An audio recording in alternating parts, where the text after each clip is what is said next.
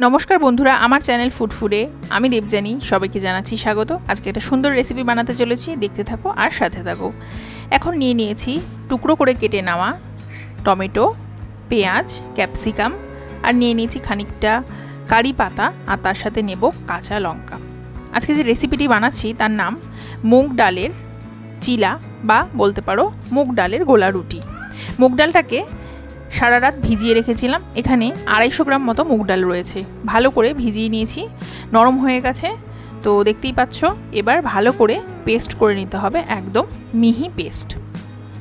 কিছুটা পেস্ট করে নিলাম, বাকি অংশটা আবার সেকেন্ড ব্যাচে পেস্ট করে নেব। ঠিক দেখো, এরকম ভাবে কিন্তু আমাদের পেস্ট করে নিতে হবে, মিহি পেস্ট যাকে বলে। একটা পাত্রে সমস্ত মিশ্রণটাকে ঢেলে নিলাম। এবার একে একে সমস্ত কেটে রাখা সবজিগুলো দিয়ে দেব। প্রথমে দিয়ে দিচ্ছি কারি পাতা, তারপর দিয়ে দিচ্ছি টুকরো করে কেটে নেওয়া টমেটো, পেঁয়াজ এবং দিয়ে দেব ক্যাপসিকাম, তারপর দিয়ে দিচ্ছি কাঁচা লঙ্কা। ঝালটা তোমাদের ইচ্ছে খুশি মতো দিতে পারো, সেক্ষেত্রে তোমরা লঙ্কাটা একটু বেশিও ইউজ করতে পারো। তো সমস্ত সবজিগুলো দেওয়া হয়ে গেছে। এবার কিছু মশলা দিয়ে দেব। প্রথমে দিয়ে দিচ্ছি স্বাদ অনুযায়ী নুন, তারপর দিয়ে দেব স্বাদ অনুযায়ী সামান্য চিনি, একদম বলতে পারো হাফ চামচ মতো। তারপর দিয়ে দিচ্ছি 1 চামচ জিরে, 1 চামচ হলুদ গুঁড়ো। জিরেটা আমি গোটা জিরে দিয়েছি। তো এবার ভালো করে মিক্সিং করে নিতে হবে সবজি এবং মশলার সাথে সম্পূর্ণ মুগ ডাল বাটাটাকে। ভালো করে মেশানো হয়ে গেছে। তোমরা চাইলে ভাজার সময় এই মুগ ডালের ব্যাটারের মধ্যে একটু ইনো মিশিয়ে নিতে পারো। ইনো মিশিয়ে নিলে বেশ ফ্লাপি হবে। আমি এখানে ইনো দিচ্ছি না, আমি প্লেনভাবেই বানাচ্ছি। প্যানের মধ্যে দিয়ে দিলাম তেল।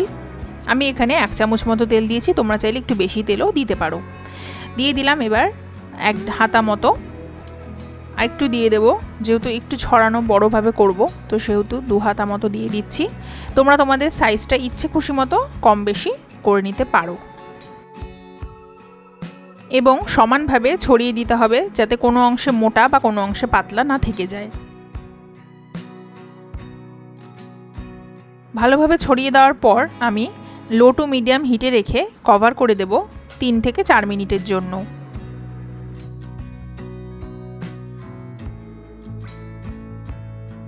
3 থেকে 4 মিনিট পর কভার উঠিয়ে এবার চেক করে নেব যে ভাজাটা কেমন হয়েছে। তো দেখতেই পাচ্ছ, খুব সুন্দরভাবে কিন্তু উঠে আসছে, তার মানে ভাজা কিন্তু ওই পাশ প্রায় হয়ে এসছে।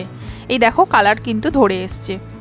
আবারও 3 থেকে 4 মিনিটের জন্য একইভাবে লো টু মিডিয়াম হিটে রেখে কভার করে রান্না করব।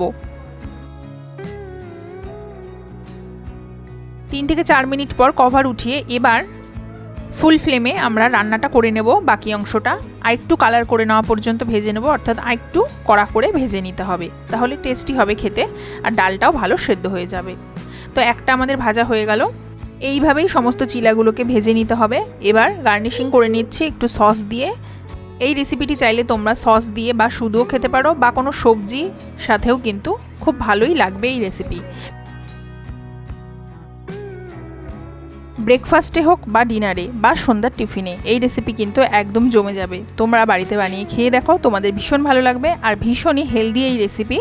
আর যারা ডায়েট কন্ট্রোল করছো, খাওয়া দাওয়া মেনটেন করে করতে হচ্ছে, ওজন কমানোর আছে, তাদের জন্য কিন্তু এই রেসিপির মতো ভালো রেসিপি আর হতেই পারে না। তোমরা চাইলে এই রেসিপি দিনে যে কোনো একবার কিন্তু অবশ্যই তোমাদের মিলে রাখতে পারো, তাতে করে তোমাদের কিন্তু ভালো প্রোটিনও হবে আর শরীরও ভালো থাকবে, ফ্যাটও হবে না।